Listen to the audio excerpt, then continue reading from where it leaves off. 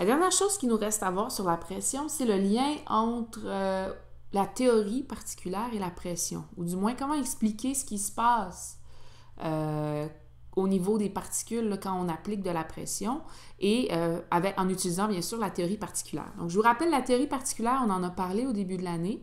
Ça serait une bonne idée d'aller rafraîchir votre mémoire là-dessus. C'est pour ça que j'aimerais que vous preniez un petit 4-5 minutes là, pour répondre pour remplir vos notes. En fait, on vous demande de réexpliquer c'est quoi un solide, c'est quoi un liquide et c'est quoi un gaz en vous servant de ce qu'on a vu sur la théorie particulière. Ça va être très, très important, surtout la partie sur les liquides et les gaz, pour bien comprendre la suite. Donc, mettez le vidéo sur pause, prenez un petit 5 minutes, écrivez c'est quoi un solide, c'est quoi un liquide, c'est quoi un gaz selon la théorie particulière, s'il vous plaît.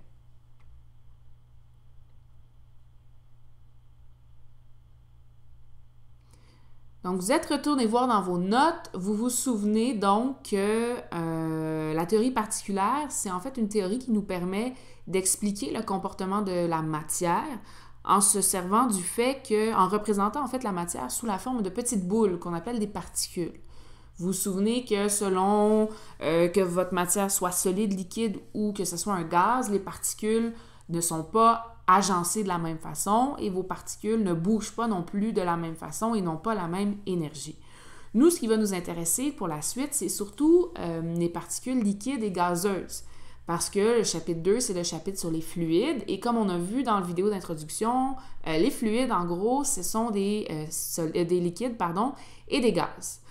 Donc, faire le lien entre la pression et la théorie particulière. Pour bien comprendre, on va se servir d'un exemple. On va utiliser l'exemple de la chambre à air de vélo. Donc, une chambre à air, en fait, c'est ça ici. C'est comme un pneu. Donc, ici, c'est l'exemple d'un pneu sur vélo, mais vous pouvez aussi penser aux tubes, là, quand vous allez glisser l'hiver, là, les espèces de tubes sur lesquels vous glissez, on appelle ça aussi une chambre à air. Donc, qu'est-ce qui se passe quand vous avez un pneu de vélo comme ça ici? Vous le gonflez, vous avez mis dans votre chambre à air des particules de gaz, n'est-ce pas? C'est du gaz, c'est de l'air que vous avez mis dans votre pneu. Les particules de gaz, selon la théorie particulière, bougent beaucoup, beaucoup, beaucoup.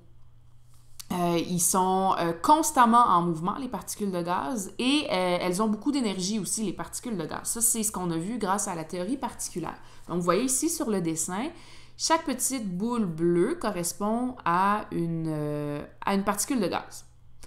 Donc, les particules de gaz sont dans votre pneu de vélo, elles bougent beaucoup parce qu'elles ont beaucoup d'énergie, elles se frappent les unes les autres, elles entrent en collision les unes avec les autres, mais elles frappent aussi les parois de votre pneu.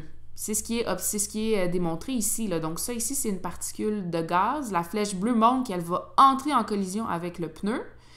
Et une fois qu'elle entre en collision avec le pneu, elle rebondit. À chaque fois qu'une particule de gaz entre en collision avec les parois du pneu, elle est en train d'exercer une pression sur ce pneu-là. Parce que bien sûr, quand elle frappe la paroi, ben, elle applique une force et elle applique une force sur une surface. Donc, force sur surface, c'est égal à la pression, comme on l'a vu plus tôt. Plus les particules de gaz frappent les parois du pneu, plus la pression qui va être appliquée sur ces parois-là va être grande. C'est pour ça que quand vous gonflez un pneu de vélo, vous gonflez, vous gonflez, vous gonflez, à un moment donné, vous n'êtes plus capable de gonfler parce que il y a trop de gaz à l'intérieur, les particules bougent tellement, entrent tellement en collision avec les parois du pneu que c'est difficile, c'est de plus en plus difficile en fait de gonfler votre pneu. Donc, plus les particules frappent les parois du pneu, plus la pression va être grande. Mais les parois du pneu vont aussi exercer une pression en retour sur les particules de gaz. Ça, c'est ce qu'on appelle un peu, vous avez sûrement déjà entendu parler de ça, là, action-réaction. Vous allez voir ça plus en détail en secondaire 5 si vous faites le cours de physique. Quand vous appliquez une force sur un objet ou sur une surface, bien, cet objet-là applique une force en retour. C'est ce qu'on appelle action-réaction. Donc, ça veut dire que quand la particule va frapper la paroi, eh bien, la paroi la frappe aussi en retour. Action-réaction. Donc, la paroi exerce aussi une pression sur les particules de gaz qui sont dans le pneu, dans la chambre à air. Si la pression exercée par le récipient elle est assez forte, ben votre récipient, il ne va pas pouvoir se déformer sous l'action de la pression des particules de gaz. Donc, si la pression que les parois exercent sur les particules de gaz ici, elle est assez forte, ben quand les particules de gaz vont frapper le pneu, il ne va pas déformer le pneu. Le pneu va réussir à empêcher les particules de gaz de le déformer, donc il va rester assez rigide, il va rester comme tel qu'il est. Par contre, si la pression exercée par le récipient, par les parois du récipient, elle est trop faible, ben alors le récipient va se déformer. C'est ce qu'on observe, entre autres, là, quand vous gonflez des ballons en caoutchouc. Quand vous gonflez des ballons en caoutchouc, vous soufflez dans le ballon, vous êtes en train d'ajouter des particules d'air dans le ballon. Les particules d'air vont bouger, ils vont frapper les parois du ballon, et comme la pression qu'ils exercent, elle est plus forte, ben le ballon va se déformer et le ballon va se mettre à gonfler. Moi, ça m'arrive des fois, là, des ballons, je souffle dedans puis j'ai de la misère à les gonfler, mes ballons, mais c'est parce que la pression que les particules d'air que je souffle dans le ballon exercent, cette pression-là, elle est trop faible par rapport à la pression exercée par les parois du ballon. Fait que j'arrive pas à gonfler le ballon, mon ballon n'arrive pas à se déformer. Donc, ça, c'est un exemple, là, comment la théorie particulière fait un lien avec la pression. Donc ici, on voit que le garçon arrive à souffler assez fort pour que l'air permette de déformer, la pression de l'air permette de déformer le ballon. Et ici, le petit garçon, mais il n'a pas l'air à souffler fort. On voit que le ballon, il garde à peu près la même forme. Donc, la pression appliquée par l'air qui sort de ses poumons, elle n'est pas assez grande pour permettre aux parois du ballon de se déformer et à ce moment-là, au ballon de gonfler. Pression et déplacement des fluides. Donc, les fluides, encore une fois, là, on parle de gaz et on parle de liquide. Donc, ce qui est important à comprendre ici, et ça, vous avez vu ça l'an dernier, pas l'an dernier, mais il y a 2 ans, en secondaire 1. On parlait de différence de pression, on parlait de haute pression, on parlait de basse pression. Ce qui est important à retenir, c'est que ce sont les différences de pression qui vont permettre le déplacement des fluides. D'habitude, en fait tout le temps, pas juste d'habitude, un fluide va toujours se déplacer d'une zone où la pression est grande à une zone où la pression elle est plus basse. Et pour vous expliquer ça, je vais vous montrer une petite animation au niveau de nos poumons. C'est ce qui se passe dans nos poumons. Donc, je vais enlever la légende. Là, ici, vous voyez, c'est un exemple de poumon ici. Donc, la personne, elle est en train de respirer. Quand la personne inspire, quand vous inspirez, vous êtes en train de faire un vide dans votre poumon. Vous êtes en train de diminuer la pression qu'il y a dans vos poumons. Et ce qui va se passer, c'est que l'air, la pression à l'extérieur va être plus grande que la pression dans vos poumons. Donc, l'air va rentrer dans votre poumon et va le faire gonfler. Quand vous expirez, c'est le contraire qui se passe. La pression à l'intérieur de vos poumons est plus grande que la pression à l'extérieur, ce qui fait que l'air va sortir de vos poumons et sortir par votre nez, votre bouche pour aller à l'extérieur. Donc, ce qui se passe ici, et ça, on va en reparler aussi plus en détail quand on va être rendu dans le chapitre sur le système respiratoire. Ce qui se passe, c'est ça ici, c'est que les différences de pression entre l'extérieur et l'intérieur de votre poumon fait en sorte que vous inspirez ou vous expirez.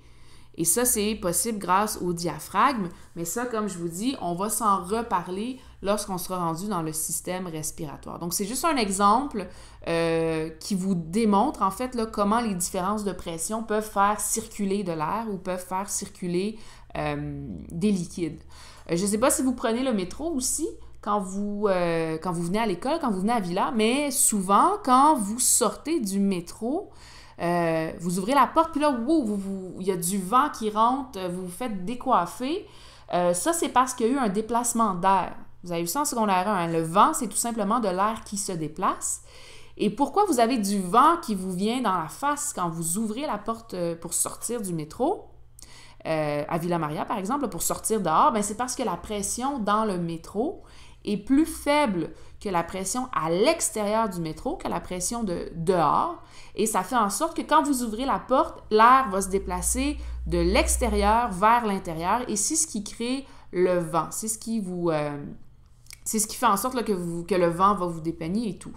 Donc, encore une fois, c'est dû à une différence de pression. Ce mouvement-là des fluides, quand on passe d'une zone de haute pression à une zone de basse pression, on appelle ça la diffusion. Peut-être que vous avez déjà vu ça, je crois, l'année passée en secondaire 2. Donc, la diffusion, c'est tout simplement ça. C'est le processus par lequel le fluide gazeux va se déplacer d'une zone de haute pression à une zone de basse pression. Et pour vous expliquer ça, j'ai un petit vidéo, encore une fois, qui est ça ici, qui vous explique, c'est en anglais, là, mais qui vous explique comment ça fonctionne la diffusion des gaz. Donc, je vous fais jouer ça.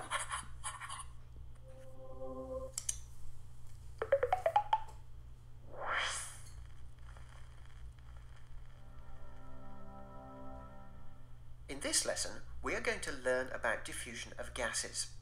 This will help you to understand how gases behave and also explain why smells spread. Before we start, you need to recall what solids, liquids and gases are like in terms of their particles. In particular, I'd like you to ask yourself, how are the particles arranged in a gas? Pause the video and restart it when you think you have the answer. The answer is the particles in a gas are spaced out and move about very quickly in random directions. Did you get it right? This, of course, explains why a gas takes the shape of its container. It's because the particles will each continue to travel in a straight line until they hit something, in this case the wall of the container. So, the smelly gases given off by rotting vegetables in a sealed box will fill the box with rotting vegetable smell, but you won't be able to smell them outside the box. However, take the lid off the box and those particles will no longer bounce off the lid and be contained. They will start to escape into the air around the box. You'll soon notice the effect and will be able to smell the rotting vegetables. And that's those gas particles reaching your nose by diffusion. Diffusion is the random movement of one gas through another from a region of high concentration, in this case inside the box, to a region of low concentration, in this case outside the box. It is a process that doesn't rely on wind or air currents. It will happen even if you are inside a building and the air is completely still.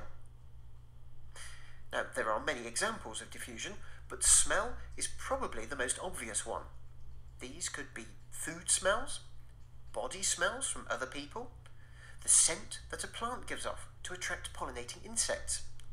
And the same even applies with the smoke from a candle after it has been extinguished. It spreads out, and it's all due to diffusion. Now, here's a challenge for you.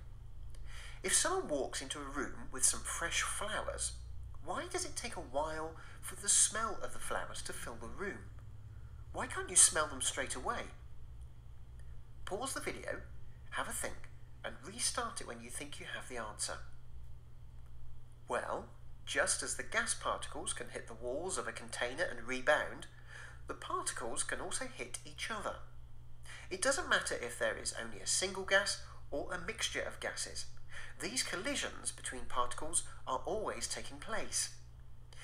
It's very similar to trying to walk in a straight line through a busy crowd of people or a marketplace. It's very difficult to do without bumping shoulders with someone and changing direction. This explains why it takes a while for a smell to get from one part of a room to another. The high concentration of gas or smell particles takes time to spread out due to the collisions with the other gas particles in the air.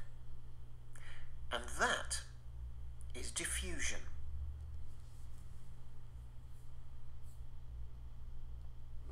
Voilà, donc ça vous expliquait un petit peu c'était quoi la diffusion. Et ça termine en fait cette première section-là sur la pression. Donc maintenant, ce que je vais vous demander de faire, c'est d'aller répondre aux questions, aux exercices qui sont disponibles sur Haiku. Et voilà, n'hésitez pas à venir me voir si vous avez des questions. Merci!